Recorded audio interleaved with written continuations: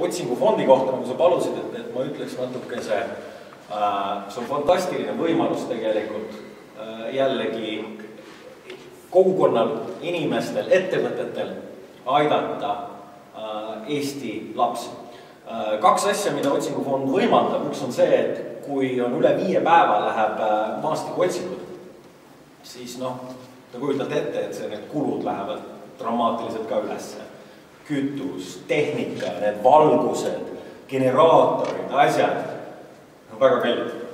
Ja otsingufond võimaldab lapsevanematel saada kuskilt abikätt, raha, ja et keegi organiseerib neid asju.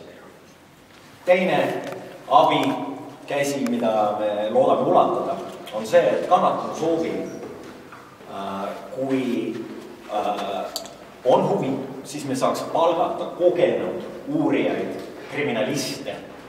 Tihti inimesi, kes on töötanud kogu oma elu selles valdkonnas, aga nüüd on kas koondatud või pensionid või mis iganes. Aga need on endised politseinikud, endised uurijad, keda me saaks palgata appi ja aitama meie kohalikku ressurssi siin, et teha koostööd ja leida need inimesed, kes on kadunud. Ja ma kutsuks üles kõik teised ettevõtted ka kindlasti ühinege.